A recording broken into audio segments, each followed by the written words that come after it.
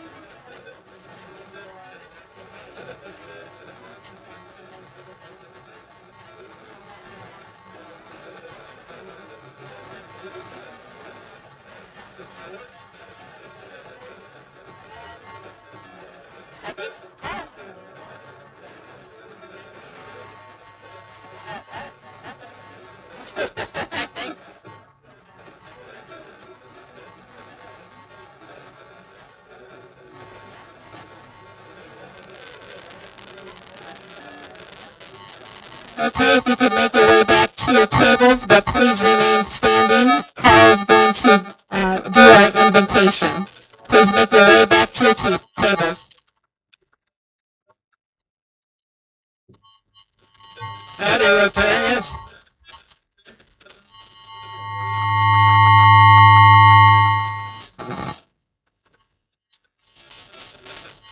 Okay. I know we're having fun, but let's settle down a little bit. We need to start the meeting.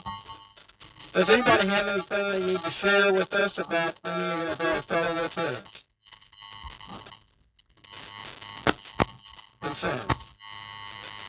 We have to pay for half of this one. Well, hearing none, would you bow in prayer with me? Father God, thank you for your great power. Be with all of us, extending your grace, granting your freedom, providing your protection, and empowering with your strength.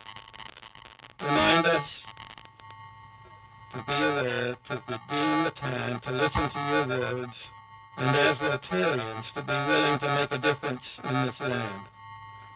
Lift up those mentioned here today who need our prayers and strengthen their families. As we approach Father's Day, lift up every dad and father figure. Think of their early mornings, their quiet endurance, the way they carry so much without complaint. Whether they're leading a team, raising a family, working overtime, or just trying to stay strong for a hard season, strengthen them, Lord. Let their homes be places of peace, where they feel respected, heard, and loved. Give them more than just success. Give them purpose. Fill them with the kind of joy that doesn't depend on circumstance. And let that joy overflow into their friendships, marriages, and parenting. We ask all of this in your name. Amen. Would you join me in the pledge of allegiance and the national anthem? I pledge allegiance to the flag of the United States of America and to the republic for which it stands, one nation under God, indivisible,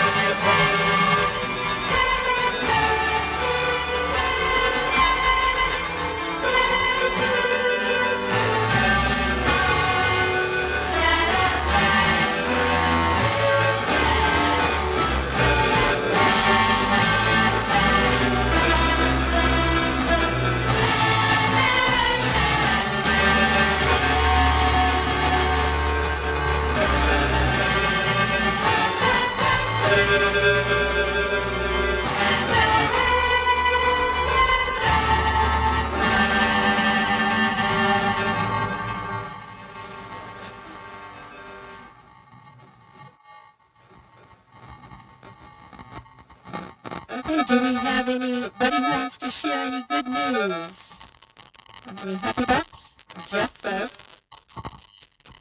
One, in particular, y'all may remember my son Sam. He's been a frequent guest here.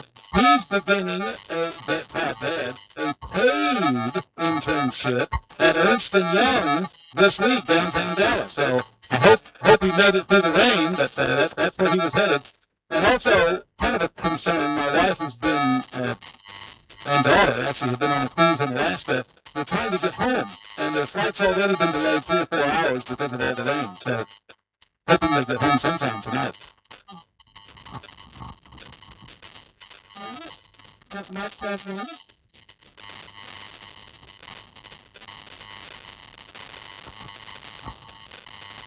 I'm excited. We have been looking for a way to get involved with veterans again. Thanks to Casey Lambert. We might have an opportunity to do so stay tuned for that. Very excited about that.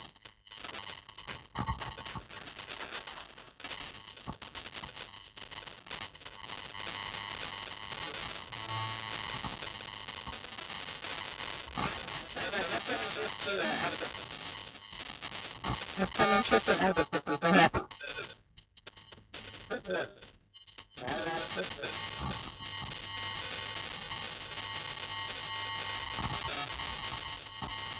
The Brewster Dance Company and that's Tom Players has been in a dance performance Saturday night, Sunday afternoon for a music composition. I'm all excited. That is exciting. Congratulations.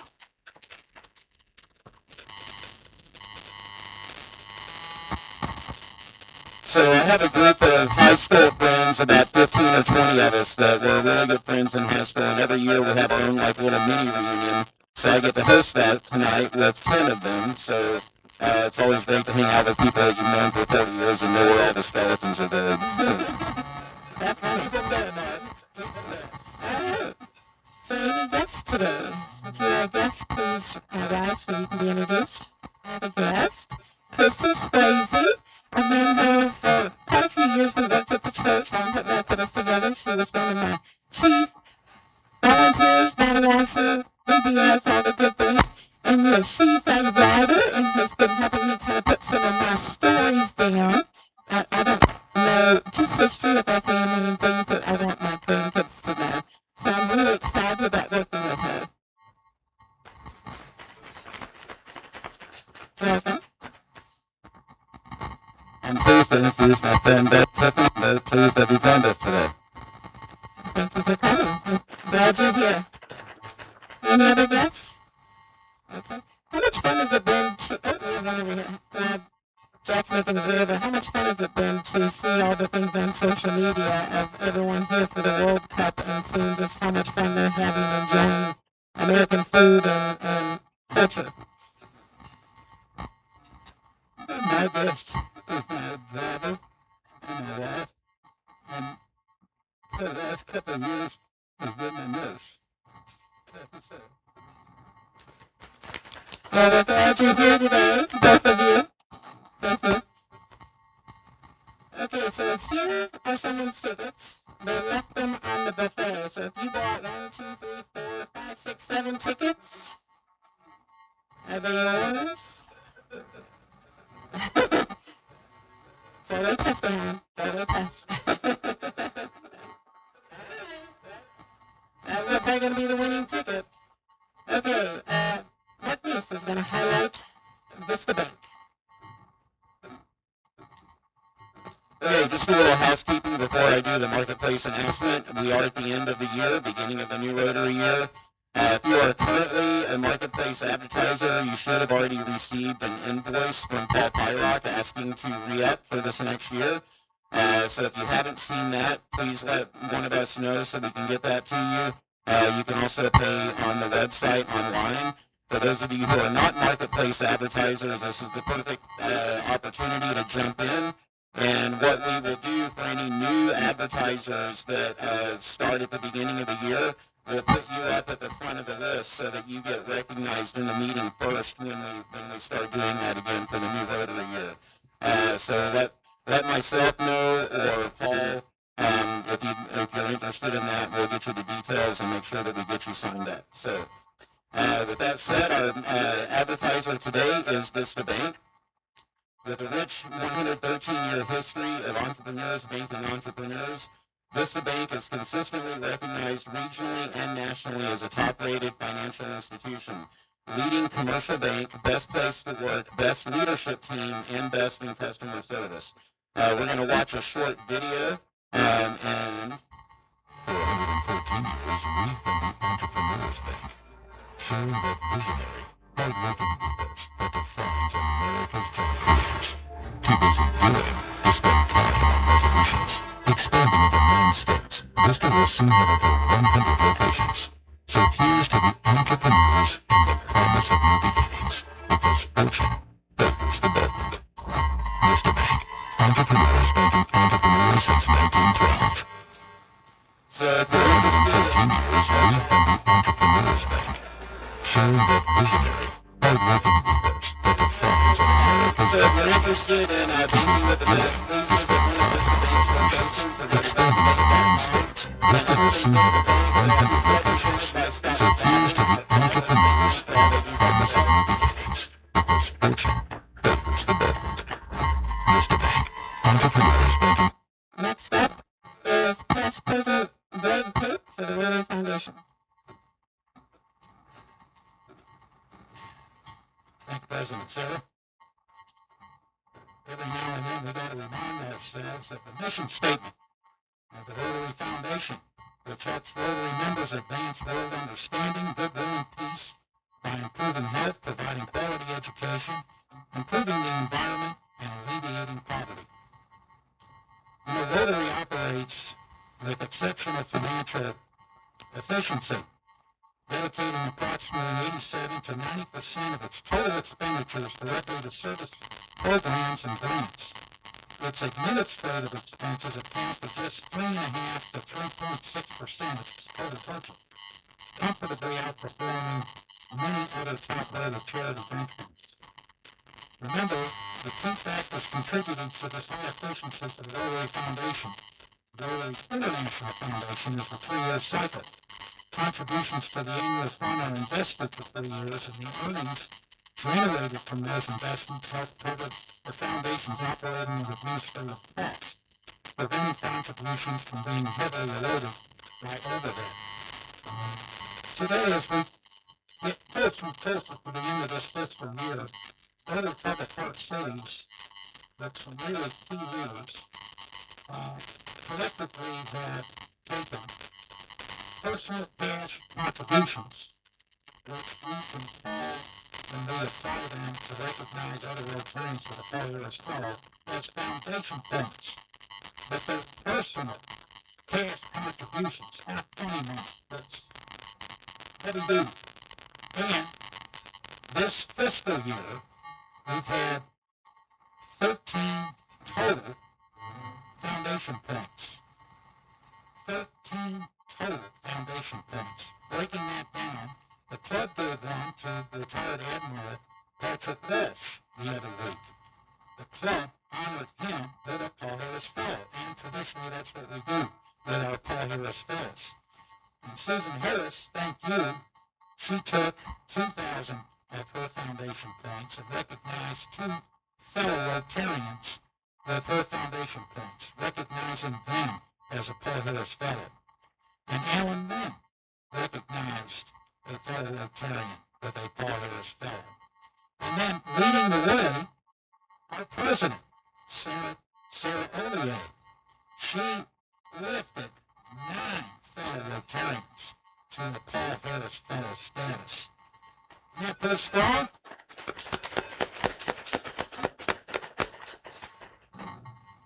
And today, we have someone who, if you look at your flyer, you'll notice that we have the permanent fund. These are funds that are invested to perpetuity. That's your legacy to the Paul Harris Foundation. And Mark NEACE contributed 90% of that number. We had a $25,000 endowment fund contribution this year. Mark, why don't you come on up here? Because In addition to that, talking about the annual fund, talking about personal cash contributions, Mark has catapulted now.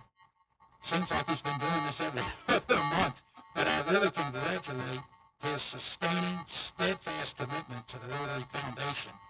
Mark NEACE, 5th level, Paul Harris Fellow.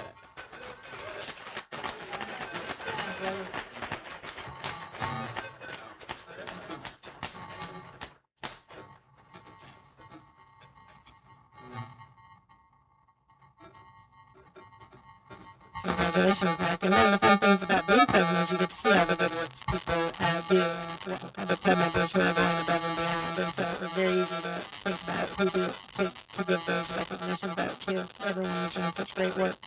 So now we'll get to our raffle. Richard, if you could present the raffle ticket to TRIPP, and he will draw one ticket.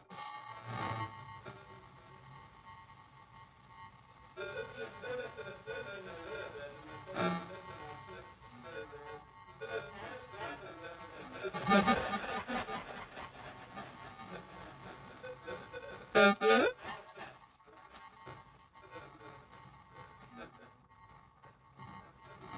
Okay, so the total today is $250, and the winning ticket is 3199. 3199.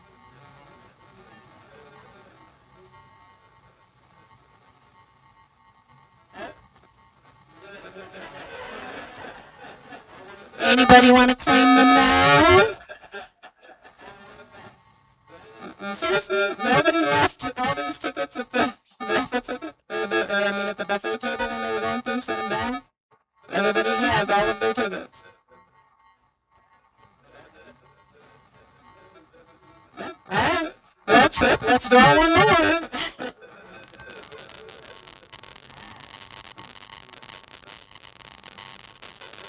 You snooze, you lose. All right, so we'll do another one of them. 3181.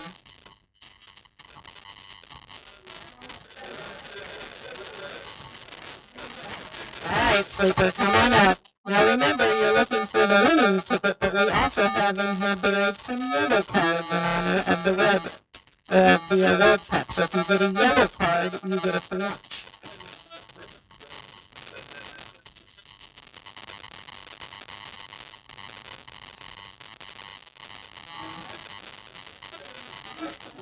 Got the 9 of diamonds, and not a yellow card. But there's one less card in the deck, and we'll try again next week. So thank you for playing.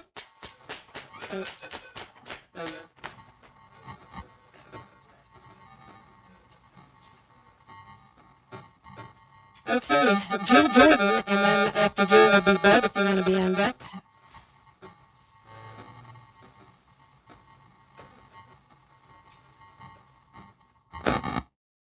Good afternoon. If I'm up here, you know what I'm going to talk about. And so the good news is this is the last time I'm going to be talking about the parade before the parade. Yeah? Okay. Now, there's 3 things we need to cover today. First is we still need a lot of volunteers.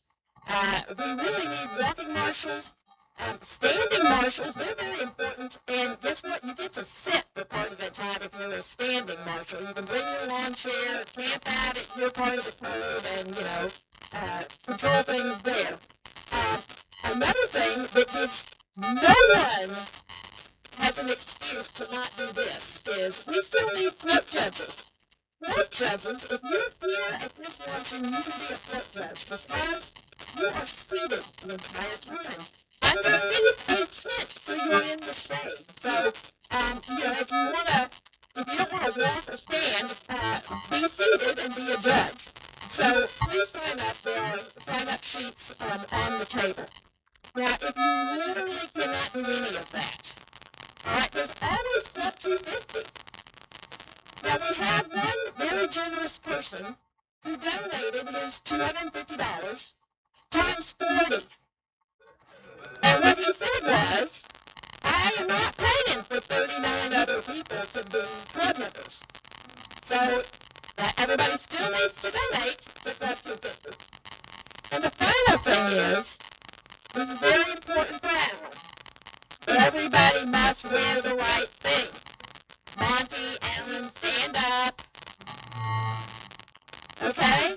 It's your hat. That's not the right hat. Thank you. Your blue shirt and some kind of tacky bottom, you know, pants, shorts, skirts, sports, something, okay? So those are the 3 things. Please sign up, please donate, and we'll see you on the 4th. Happy, what's your question?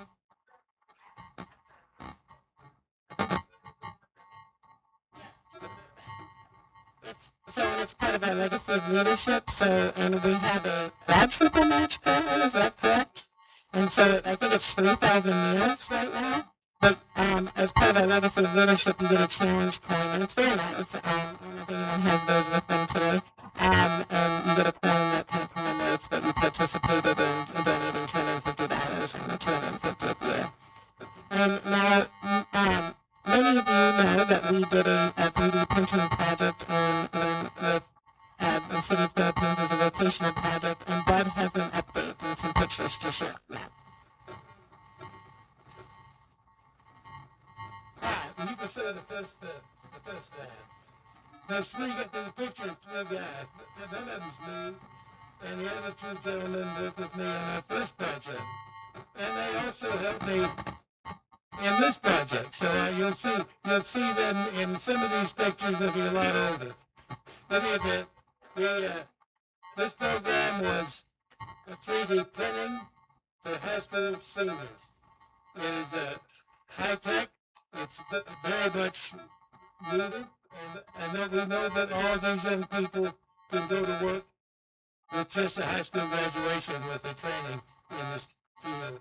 Many will go to college and get further training, but that's where they stay. If I go forward till we get to slide 3. Okay, that's right. That's it. Go on to the next. The next. That's the official from the Board of Education accepting donation sending the equipment. There, the chap in the middle, the big guy, he was in the first picture. And he's then agrees to serve and help us to grow our knowledge. And he did a great job. Now, who's going? That's another club. That's another club. And some of the officials from that there. This picture is very interesting. Because it talks about, it's a plaque that will be on all of the classrooms, and it shows, it talks about our first program in which we provided computer literacy for poor children, and now this will be affixed to the 3D lab. And this is a class. This class, these are children, these are young people that are 12th graders, and they will be in theater right now. The equipment isn't up yet. It has to be, and there, the last picture of this group is the other chap who is the best to get further all that. And the children will be starting this class this year after we complete the teacher training. And there, I'm sorry I don't have that to give to Sarah, but that's a certificate of recognition for our Rotary Club from the bed. And that's it.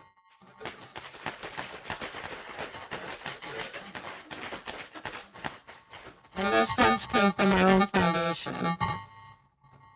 And thank you, Bud, because it's really Bud's connections with the Rotary Club, the past success projects that allowed us to participate in that.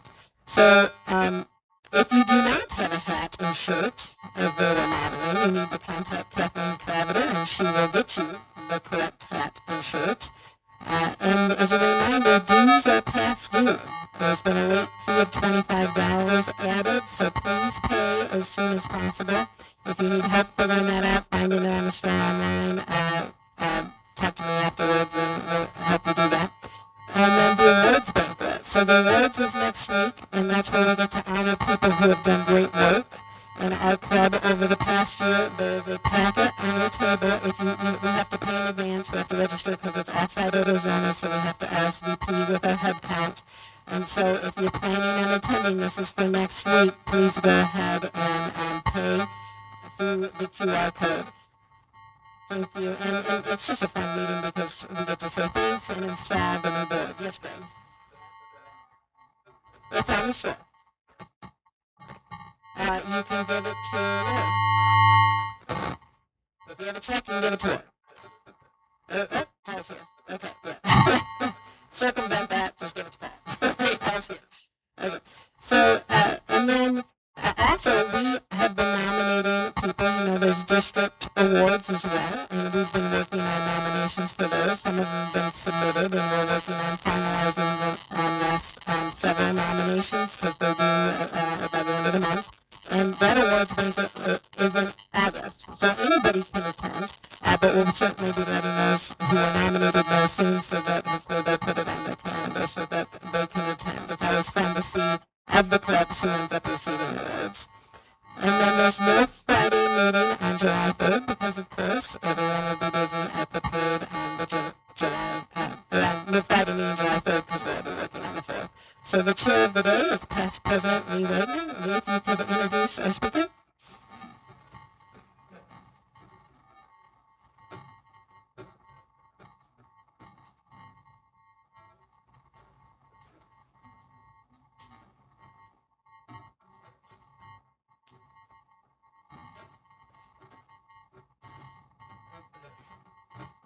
It's going to be a fun program. I really look forward to this a lot.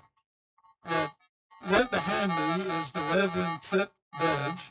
He is a pastor at the Highland Park United Methodist Church. He is in charge of our Cox Chapel services and something called the Feast. Abby Lautin is the manager of development at Envision. That program is all about Envision. But I want to tell you, I met TRIPP at the church about 5 years ago. He came as a student at Perkins. And he was going down the hallway with his family. And I said, hey, TRIPP, you want some help getting to wherever you're going? And he said, no, I got it. And I thought, okay, how did you, I just believed him. And it turns out TRIPP had memorized our whole church, every hallway, every floor, and in a matter of days, I think. And I'm thinking, I've been there like my lifetime, and I still get lost. But hey, I'm just saying, it happens. Anyway, so TRIPP invited Jan and me to go to Envision to take a tour of this place. It is, it used to be called, I don't think I'm stepping on that stairs, it used to be called the Lighthouse for the Blind. And they changed the name in 2018, but they'll tell you more about this. But TRIPP said, hey, you want to go out there and have a tour of this place? That's in Farmers Branch. It's a huge building. Turns out, Jan and I went.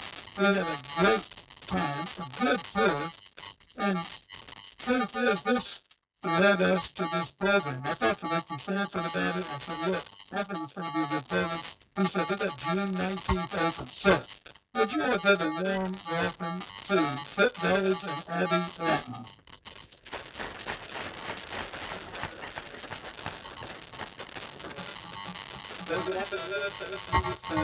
Having both of us here. My name is Trip. I wear a lot of hats. The MAGGIANO'S pastor hat and SMU pastor hat. That led me to this fellowship that I'm doing at Envision, and today I'm wearing the Envision hat. So we'll share a little bit more about ourselves here in just a moment, but today we just want to share a little bit about what Envision does and why you might be interested in learning more or getting involved with us in some way. So we'll kick that off with a video.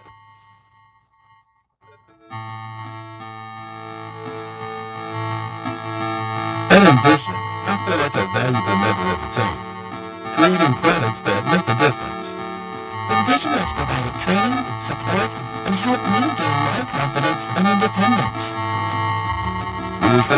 their doors as a small workshop in the 1930s, again as a training school for people with low vision.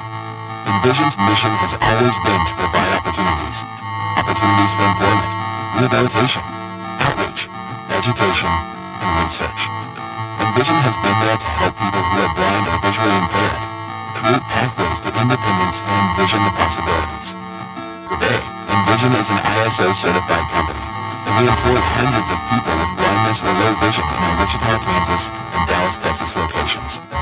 We manufacture a wide variety of products, including disaster aid items, military protective gear, markers and highlighters, eyeglass cases, plastic bags, and eco-friendly can liners. We are continuing to expand with new partnerships and product lines. These operations not only create jobs that put people with low vision in charge of their own careers, but they also provide a steady stream of income to support our not-for-profit mission. From educational institutions, commercial retailers, major resellers, and Fortune 500 companies, we have thriving relationships and hold numerous contracts with the federal government. The U.S. government remains our largest client through a program called Ability One, which helps secure employment for individuals with disabilities. We operate Envision Express retail locations on numerous military bases nationwide, staffed by Envision employees who are blind or visually impaired, and offer a variety of products, most of which are manufactured by our amazing workforce. In 2018, we expanded our mission with the acquisition of Envision Dallas, formerly known as the Dallas Lighthouse for the Blind. Like Envision Wichita, this organization opened its doors in the 1930s with a common focus on employment. We are committed to serving the more than 150,000 people in the North Texas area who are blind or visually impaired. The Dallas manufacturing team, who are largely blind or low vision employees, make products that people use every day. In addition to job opportunities, Envision Dallas offers crucial services such as orientation and mobility training, which helps individuals navigate their homes and public spaces safely. The Assistive Technology Lab offers courses and training to develop or enhance skills with computers and other devices. As we continue to evolve, we remain steadfast on providing employment opportunities for people who are blind or visually impaired. Envision's Workforce Innovation Center provides individualized training and mentoring opportunities for career development, both in technology-based and creatively fueled jobs. And while employment is central to Envision, we always strive to offer more. With wide-ranging services and programs, Envision proves that people with vision loss don't have to give up the things they love to do. With the right tools and training, they can stay independent and live life to the fullest. Envision helps people of all ages with services such as braille lessons, assistive technology instruction, low vision rehabilitation, and assistance in daily living, so they're confident and remain independent. Our Child Development Center serves children who are blind or visually impaired, as well as those who are typically silent. This integrated program fosters the type of community we desire to create, one that is inclusive of people with all disabilities. For those who are both legally blind and have intellectual developmental disabilities, we offer our PRIDE program. PRIDE stands for People Reaching for Independence and the Development of Excellence. Participants can pursue their own goals and interests, as well as employment opportunities and social outings to foster community inclusion and further develop life skills. In our state-of-the-art rehabilitation centers, we have created neighborhoods which include a functional house, grocery store, restaurants, and walkway. You'll learn to identify different products when you're shopping, navigate roads by texture, cook on your own, and more. And we offer orientation and mobility training, occupational therapy, physical therapy, and training with the latest in assistive technology devices. Our specialists tailor plans to individual goals, regardless of their ability to pay. We strive to help people continue to do what they love. Working hand-in-hand with rehabilitation is the Envision Research Institute. To this day, there are significant gaps in the scientific understanding of blindness and visual impairments. We address these gaps by investigating the functional implications of vision loss, early screening and access to treatment, optimizing rehabilitation therapies, and developing accessibility technology. What began as 2 small shops has grown into an extensive organization with 18 locations in 11 states and more than 500 employees nationwide. We strive to create hope and opportunity for people who are blind or visually impaired. Through the help of passionate volunteers, donors, staff, and employees, that hope is becoming reality.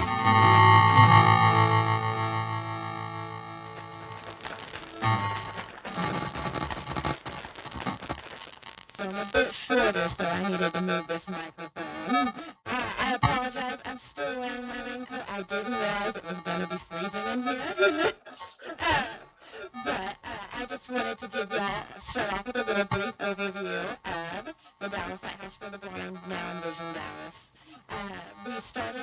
in 1931, and we started with doing goods, selling household goods door to door when we were off of Capitol Avenue in Dallas. Some people say they still remember, or their mom that's where they got their brooms or their light bulbs. I don't remember the dates off the top of my head, but we first were in the Hector Memorial. We then moved to our Capitol Avenue in the 60s, and then after that we have relocated with our name change to Farmers Branch, still serving the Dallas community and the surrounding counties.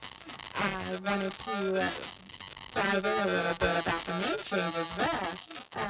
The Dallas Lighthouse was thriving, but not being run as much of a business, but still serving the community. So Envision said, we're doing the same thing, let's team up together and expand. So we're now expanding our services, like you saw, the child care facility, which the Dallas Lighthouse has never had, and other programs and services.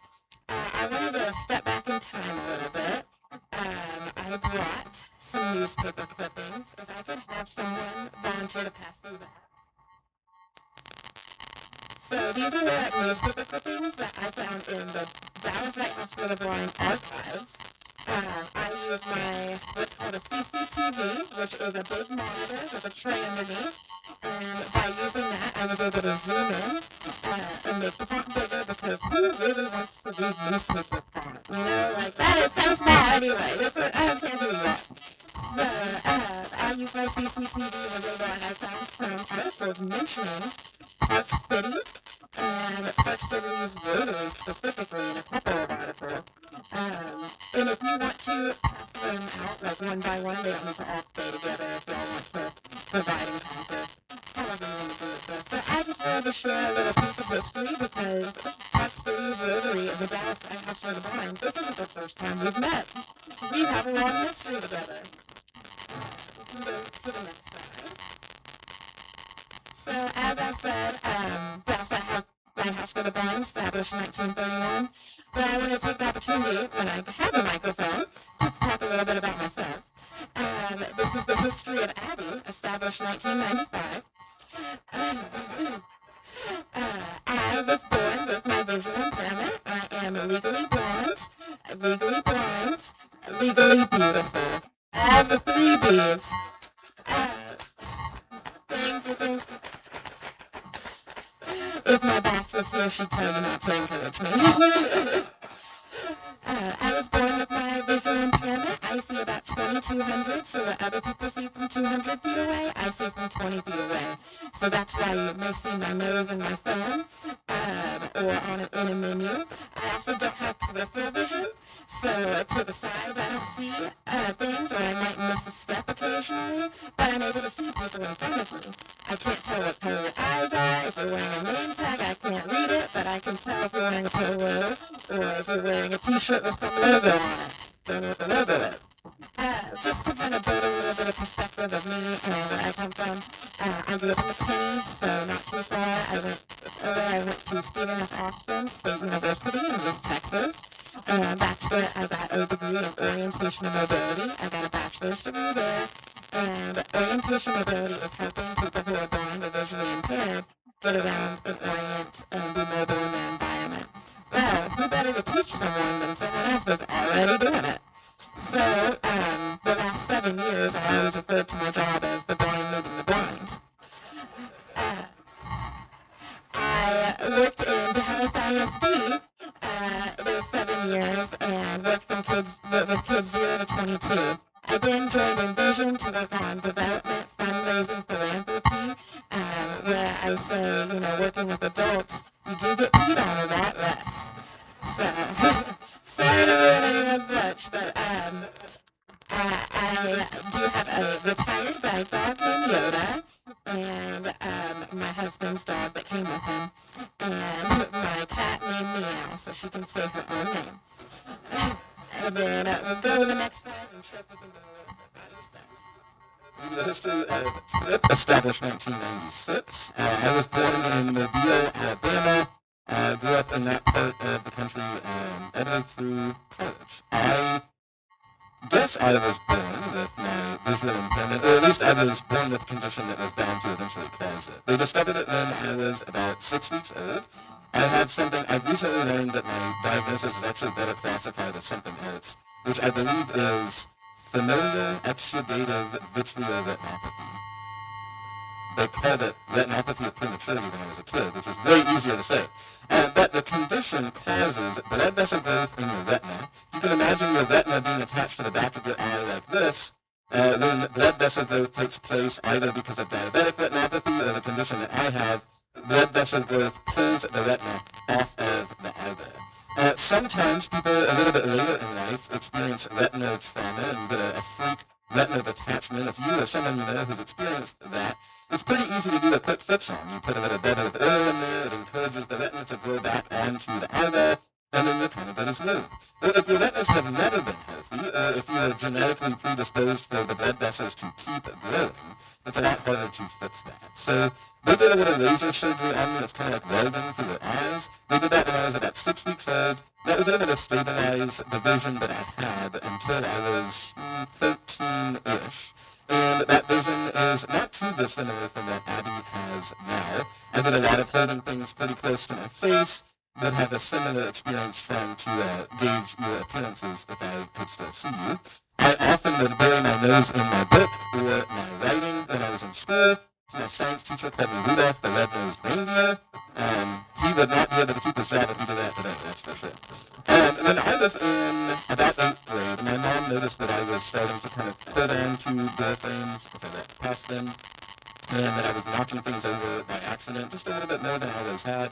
We went to visit my retina doctor, and he said, well, this condition you have is starting to progress. That's always kind of been a thing that could happen. The retina is like so fragile. I believe my sister's in medical school right now. She told me she learned the retina is 6 cells thick. That's it. Very fragile. It's like wet tissue paper, but even more fragile. So my retinas started to detach again when I was in middle school. I went to see I don't see him anymore, so I just say I went to visit. I went to visit a retina doctor down in Miami, Florida, who led me through a couple of months of some various procedures to stabilize my eyes, and then I underwent a procedure called a vitrectomy, where they go in, they stick that bubble in I was just talking about to kind of get your retina back on track. The hope is and was that eventually that sort of stabilization will make me a better candidate sometime in the future for some sort of more permanent remedy, like a stem cell treatment or some sort of special pair of glasses. That was about 15 years ago. We're coming up on a 15-year mark since that operation. Back then they were using numbers like 5 to 10 years from now, and now it's been 15. We really haven't made any advances. But I've gotten quite well acclimated to my life. I've now lived more of my life with, functionally speaking, with blindness than I did without. The vision I have now is not really good for much anything at all. So I'm very thankful that when I was growing up in school, they knew I would always had a chance of losing the sight that I had. So I was taught to use my cane. I was taught to read Braille. And 15 years later, I turned out to really know that stuff. So I'm very, very thankful for that. So I went through high school, no real usable vision at all. Didn't really slow me down. Abby and I were both raised by teacher moms, and both of them gave us a sort of no-nonsense, you make messes just like every other kid, and you're going to clean them up just like every other kid. I'm very thankful that my parents raised me that way. I had no reason to think I wouldn't just go off college like anybody else. I went to Auburn University. I got degrees in music performance and music education. Really wanted to be a music teacher for a while. After a couple of years of deep involvement in campus ministry, I chose a bit called to go into the ministry world, and so that's what I did. I graduated in 2020, came out to Dallas to start my master's degrees at Perkins School of Theology at SMU, and I have been here ever since. I got involved with Envision a little over a year ago. A friend of a friend of a friend, I think it was, recommended that I learn a little bit more about them. They had an awareness event coming up and wanted me to attend it. I really was captivated by everything that we do at Envision, particularly the way that we try to provide dignified pathways to independence through employment and rehabilitation and other stuff. Pretty soon after I volunteered a few times on one of those volunteer trips, I met Abby. She and her husband John are now some of the best friends of my life, Courtney and me, and that deepened my excitement to get this internship to work at Envision. So it's just a wonderful journey that I am very thankful for. Abby has a fun hands-on activity to lead you in now to help you imagine that difference in dependence. Good luck.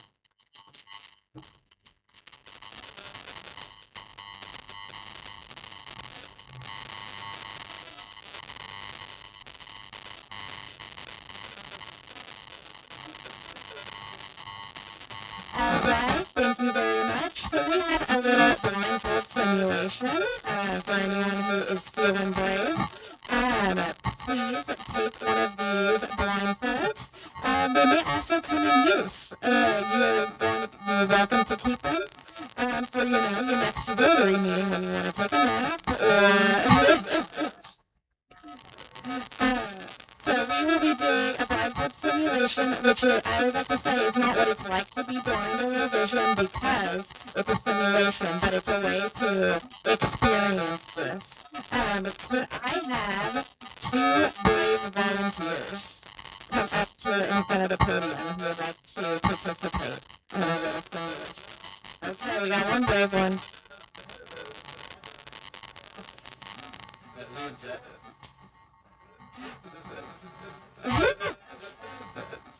The first struggle is trying to get it unwrapped. Yeah. So what I'm going to ask, we're going to talk about what it's like to guide someone who is blind or low vision. Trip, if you want to hold on to me, if they're being guided. So what you can do when you're being guided is you can hold on to their arm or their shoulder, and what the guide is going to do is by them holding on to you and standing about a half step behind, they're able to feel when you stop and when you move, and when you stop in front of something, when you move around. That's how you're able to guide someone that is blind or low vision. If you are blind or low vision, I will say you want to hold on, not too tight, you don't want to white knuckle it, but you don't want to lose your guide. So what I'm going to have now, where's our other volunteer? Oh, okay. I'm going to have Lee, I'm going to have you guide, what's your name again? Jeff. So Jeff, you want to put that blindfold on? So Lee, you're going to have Jeff hold on to your arm, to either or, your shoulder, and whatever makes you feel comfortable right now.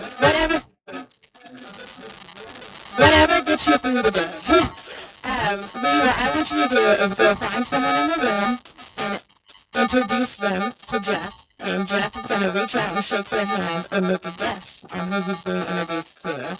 The guest, don't say anything, just reach out your hand.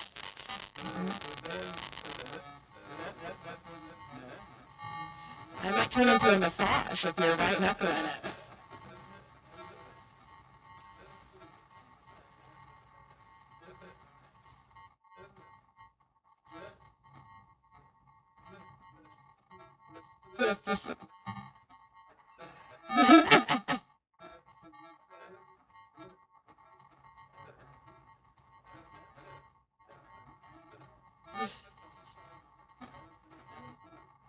All right.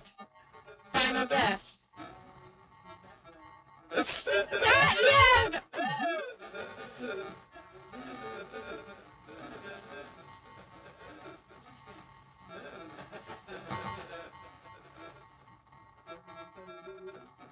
Yes.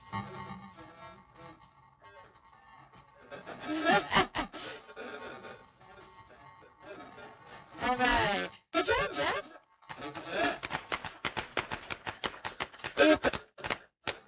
Jeff, if you want to switch, you can now guide Lee back to his seat.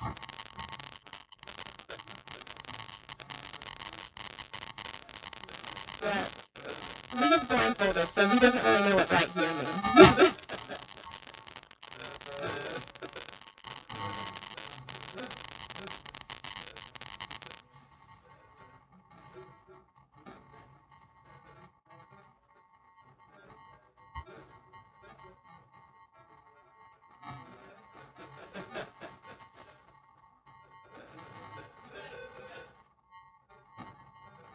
There is a bottom to the chair, don't worry.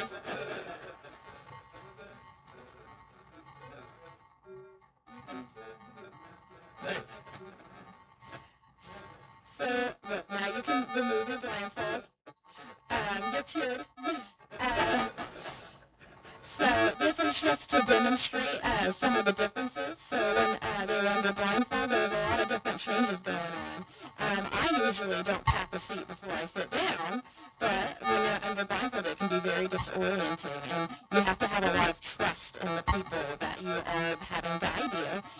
For those of us who have human guides in different scenarios, it may be someone at the bank that you've never met, and you have to hold onto their arm, and they have to lead you away. And then they may ask you, well, just put your PIN number in here.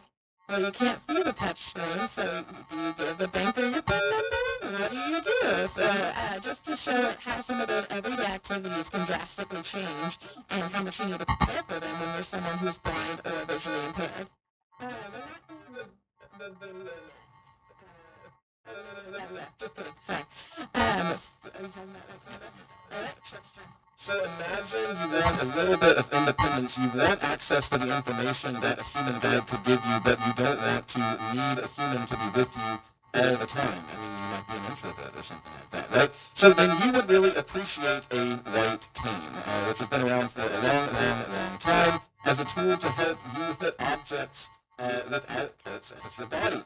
In 1965, Texas-owned former President Lyndon B. Johnson established White Cane Day. It's to happen on October the 15th?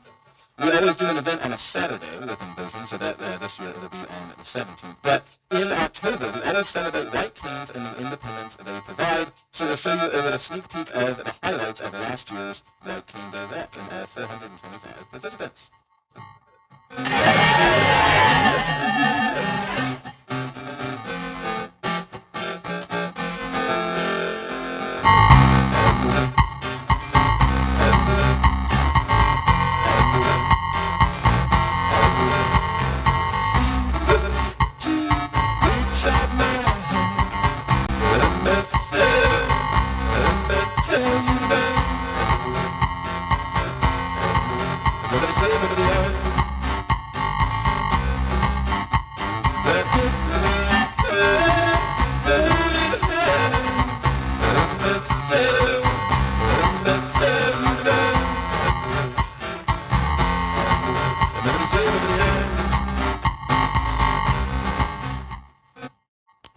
So much for watching that. Just a few more things to say to you, and then hopefully we'll have time for a question or two.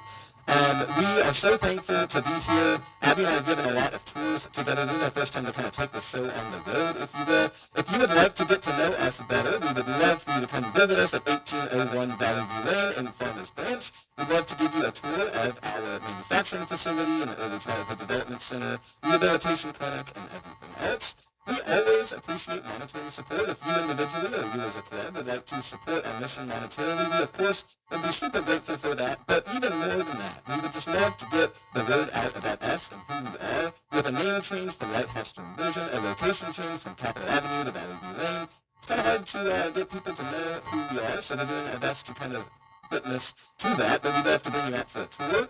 We'd love for maybe you as a group to get together like a team for our White Cane Day walk coming up in October.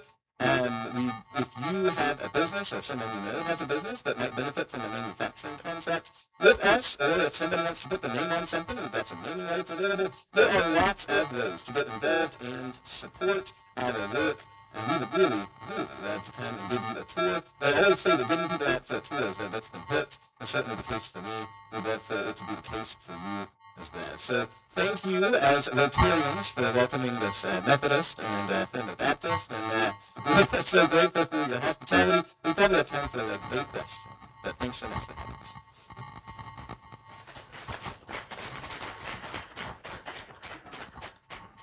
Thank you very much.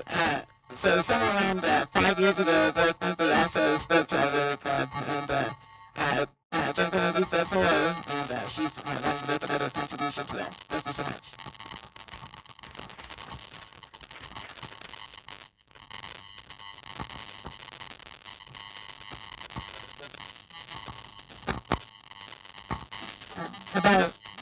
About 10 years ago now, my mother-in-law started losing her vision with a macular degeneration, and one of the things that was so frustrating for her was to give up driving, and what I think, she's passed now, but what I think is interesting is you see these, the Waymo cars, and now, I guess Tesla robo-taxis that are on the grassroots now is that.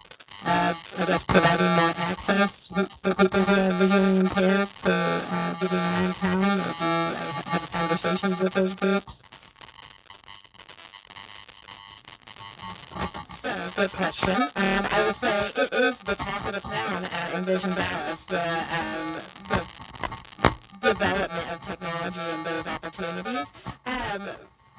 While Tesla is fully autonomous, I believe at this point, you're not able to operate it as someone who is blind or low vision, so that avenue isn't as accessible.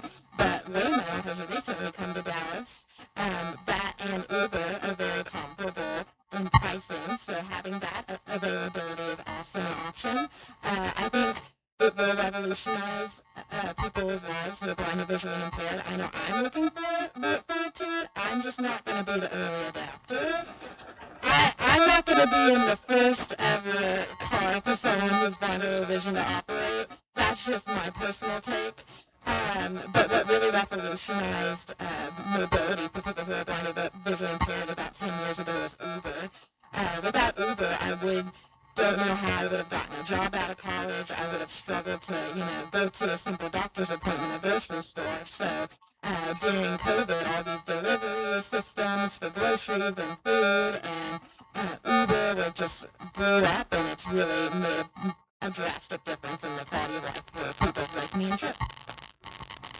So this is more of a comment than a question. I want to thank Club Administrator Laurie Edwards for greeting you two at the door. I thought I was going to be there to greet you, and unfortunately, she got to be there first. But I wanted to thank her for that personally, but also to let you all know, Trip is the only preacher I've ever known, and I've done a lot of them, who never has to look down when he's talking to an audience. He just takes his little breath and he just looks out. And Trip, we noticed those things like that, I guarantee you. Abby and Trip, I want to personally tell anybody here, going out there and seeing what you all do, and yes, I can see, is very impressive. I know, I'm sorry about that, Trip. I had to say it. Yes, it's very loud and nothing. Hey, Jeff Baby said that. I didn't. Hey, thank you very much for hearing that. It's worth going out there to see it. It's fascinating. They have an apartment set up, a grocery store set up. They have schools. It's pretty dead-damn amazing. So anyway, enough of that nonsense. That's not a question. Thank you so much, Trip and Abby, and to thank you for being here today. Our club will be placing a book in your honor in the Jack Will Senior Elementary School. Thank you so much.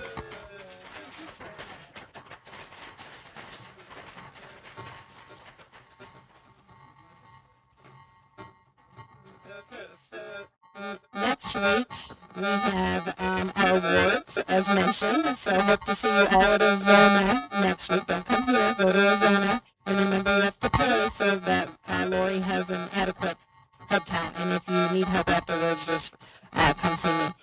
And then our four-way test is Happy Franklin, so if Happy will make her way up.